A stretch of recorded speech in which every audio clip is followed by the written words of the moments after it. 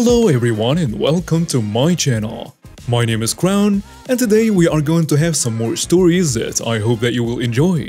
But before we start, it would be so much appreciated if you would subscribe to the channel, like the video if you enjoyed it, and maybe leave a comment down below. These simple clicks would mean a lot to the future of this channel and really reward the effort that I put in every day. And now, without further ado, let's go! First story, entitled Mother Let Her Kid Steal My Pliant Cane. So a bit of a backstory. I'm a 28-year-old woman who just recently went fully blind.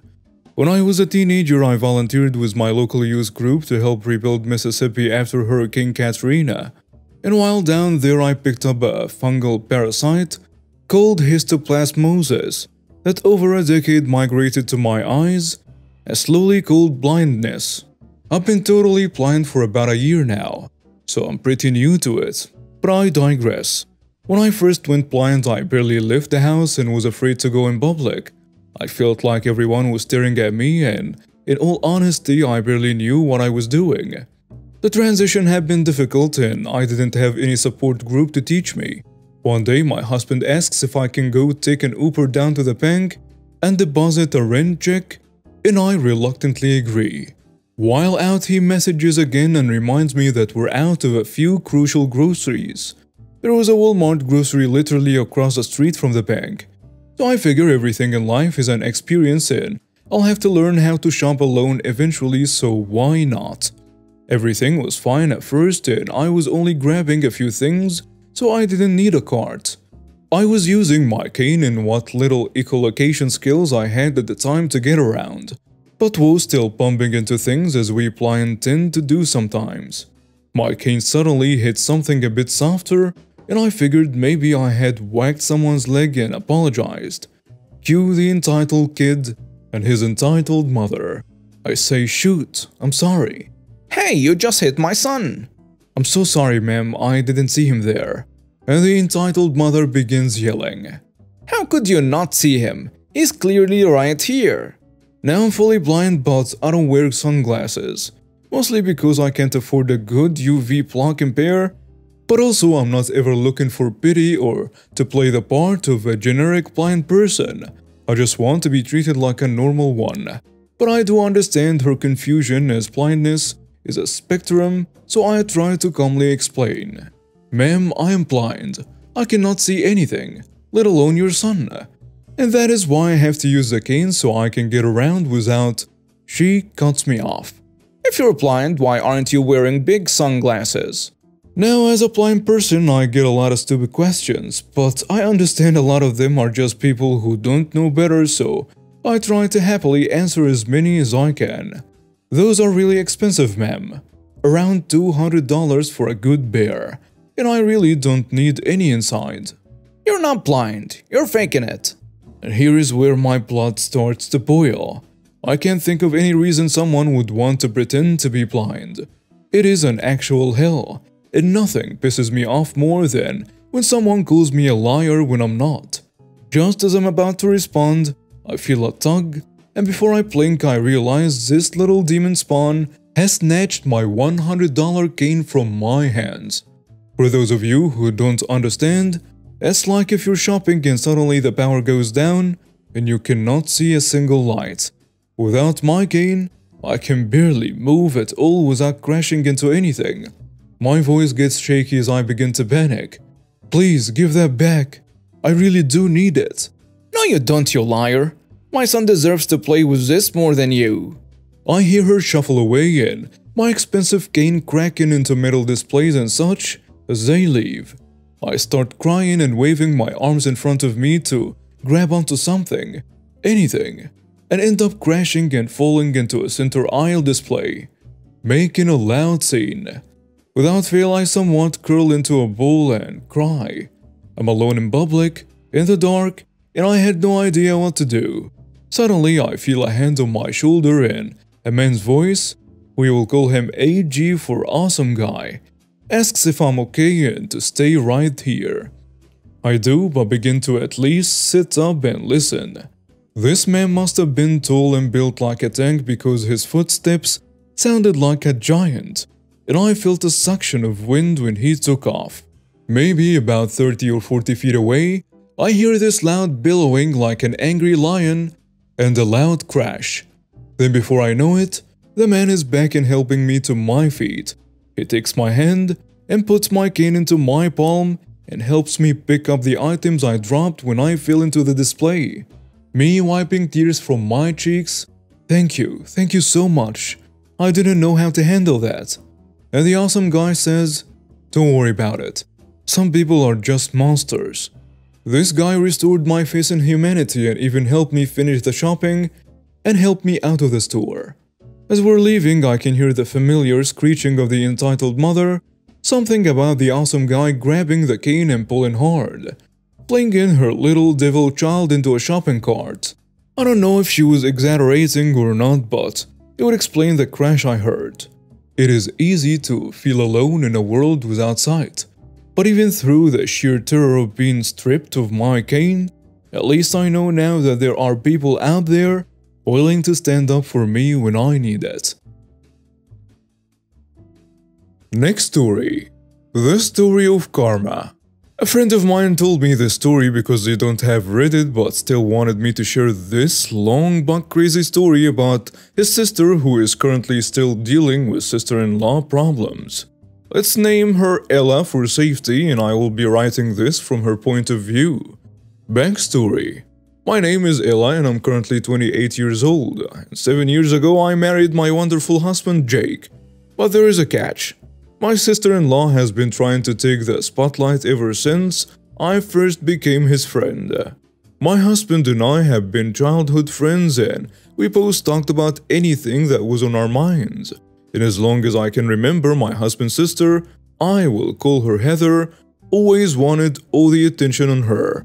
Once Jake and I were in middle school, Heather had just graduated high school and had their parents throw an extravagant graduation party just for her. Heather and all her friends trashed the entire house, but her parents brushed it off as kids will be kids. Yes, they actually said that. It had a maid clean the entire house.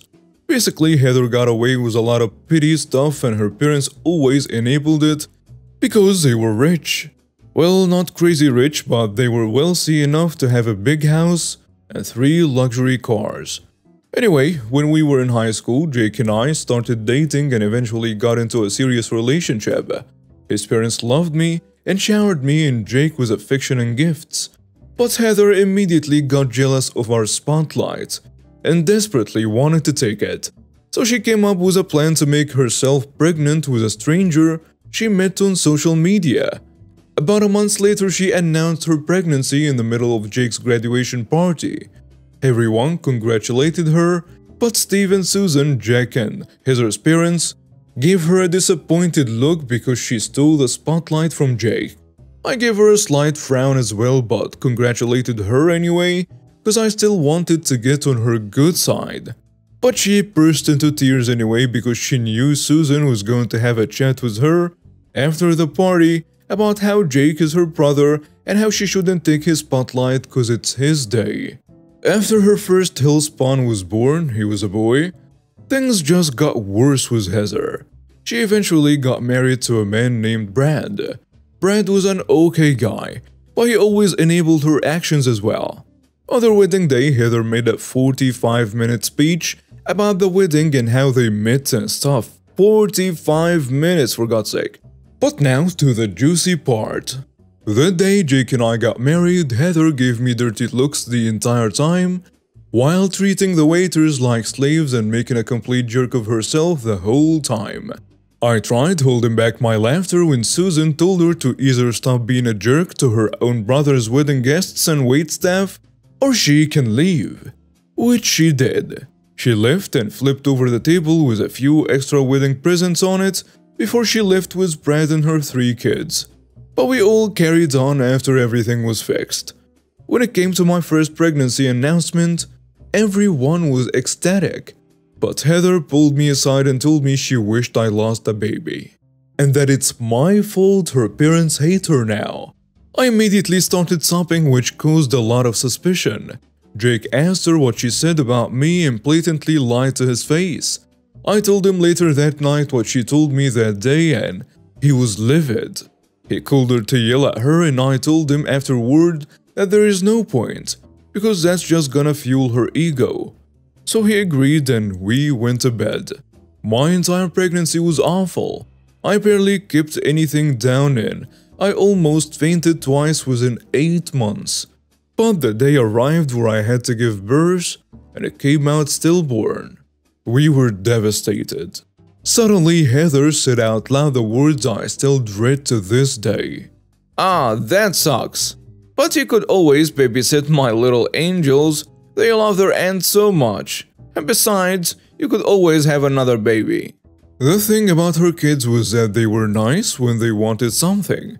But when we told them no, they would lose their minds. Anything they would do, they got away with. If me or Jake punished them while they were under our care, Heather would lose her cool and threaten to call the police on us for child abuse. Which never happened, but she did have us fooled the first 2 times she threatened to do so. What Heather said about my last baby set Susan off. She pulled Heather aside and verbally ripped her a new one. I sat there on the bed bawling my eyes out, because how could anyone say that to someone that just lost their baby? It was insane. I had lost so much respect for Heather. I spent years being so nice to her because I had a kind heart, but I was not going to be kind to her anymore. Some time went by and after a couple more tries and 1 more baby lost, I almost lost all hope until our last child was born. It was a girl. Heather was pissed that my first living child was a girl, but knew she couldn't do anything because she had already damaged her reputation as a golden child. The karma.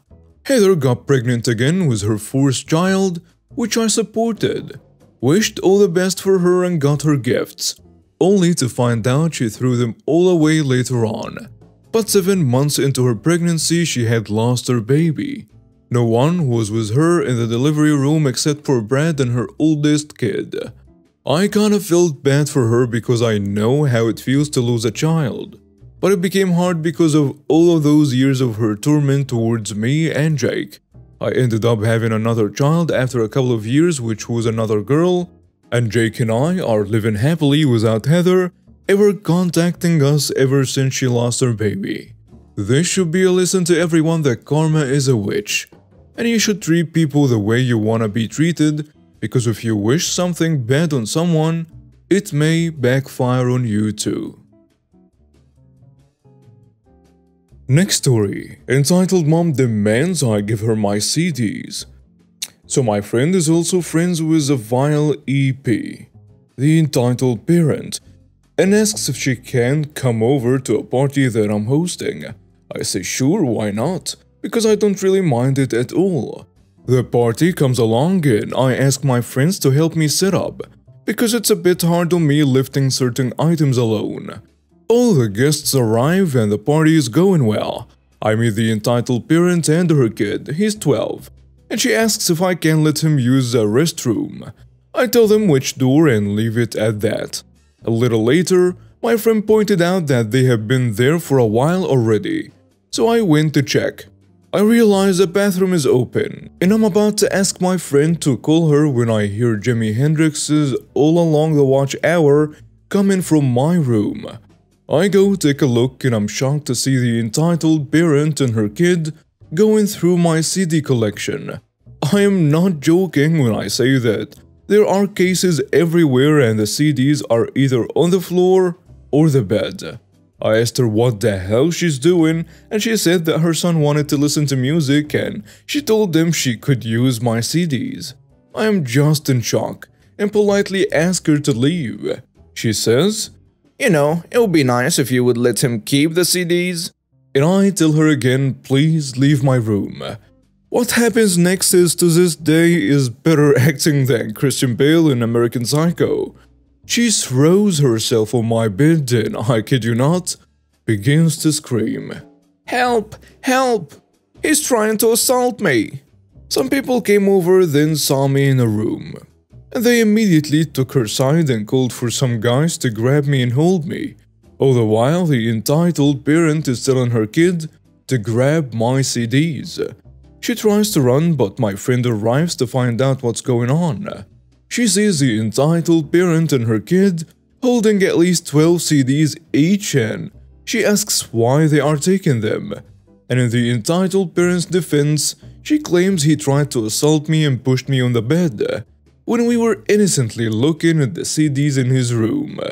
My friend looks at me and I tell her it's nonsense, and she takes my side and points out the camera I have in the hall to the entitled parent and calmly says, "Well, if it did happen, then we could show footage to the cops, right?" The entitled parent went blank and she realized that she messed up big time. She then proceeded to drop the CDs and grab her kids and run. The guys holding me let go and apologized, and I looked at my room to see the damage, and I'm pissed when I see that she broke 2 CDs when she threw herself on the bed. In the end, nothing else broke and the party continued as if nothing happened. My friend cut off contact with the entitled parent after this, and from what I last heard, she was trying to tell people that she was in a right in this situation. Rest in peace to the CDs, Pantera's vulgar display of power, and Biggie Smalls' greatest hits 2007. Update. I got a call earlier and it turned out to be one of the guys that had grabbed me, Nick Holt guy, and he was aggressively apologizing because he was drunk. I kinda figured by his speech that night, and his logic turned off. It could be so I don't charge him or something, but honestly I don't care for him.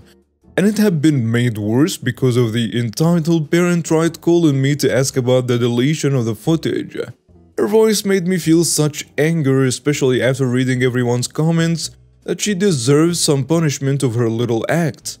It especially angers me that her little friend group, excluding my friend that helped me, is taking her side of the story, so I got them to worry about now. Update 2. Guys, I took your advice and filed a report and gave a USP with the footage to the police. My friend said that the entitled parent deleted her social media, and from what I know, she's going to court for something about her divorce with her husband. So I'm planning on giving her husband a copy of the video so he could turn the tide in his favor. Next story. Misogynist? Simmer in the Bayback. About 2 years ago, I was in a government agency class. I, 45 female, was the head of an agency. In my field, there are usually only 10% women. It was also a class that someone at my level should have taken many years prior, but old supervisors wouldn't approve of it, so I was in a class with mostly first-line supervisors. This class had about 30 students, all in the same field of work. There were 6 women, a higher percentage than usual. Half of the women were upper management too, but not agency heads. We were split up by tables, 5 students per table. We were assigned our seating for the week-long class. I was late the second day of class. The main instructor, 62 male, did not let me live it down all week and practically brought it up after every break-in each morning. I could tell he was a narcissist ego jerk. Dealt with plenty of such personalities in my 25 years in the field. He made lame jokes as often as he had about my tardiness, and I knew it was because of my rank. No jokes about the men who were late all the time. I didn't say anything back and shrugged it off because it's not in my nature to take bait. I also knew he would just twist it publicly because of my rank. Throughout the week, he also targeted 2 of the management females who sat at the front of the class. He often made jokes about their size, age or whatever. Didn't do anything nearly this bad to the men. When he would make jokes about me or the women, I often saw some of the men look around awkwardly. I am guessing they didn't like it, but of course they said nothing. All week we had to take notes because we would do scenarios the first day and have to do group presentations the last day. The main instructor played the role of an employee who had done unethical acts and was under investigation. During the scenarios, you would have thought he was working on a SAC card or something. The last day, the group with the 2 management females was the last to present. In their presentation, because we could make up whatever we wanted for resources, The group indicated that they had hired a behavioral psychologist to evaluate the bad employee and write up a profile on him. It was priceless when I saw their PowerPoint included a slide with a picture of the instructor said, "Control freak psychopath. Narcissist who has to keep working at age 62 because he's such an unlovable jerk who had to get divorced 4 times and pays alimony to all of them. And puts women down because it boosts his ego." All in front of the entire class. Everyone roared. The instructor sitting in the back said with clenched teeth, "Can't say much when it's true. I do have 4 ex-wives." We women just looked at each other in gratitude for the amazing public payback. That was epic. And now we have reached the end of today's stories. Thank you for watching and see you next time.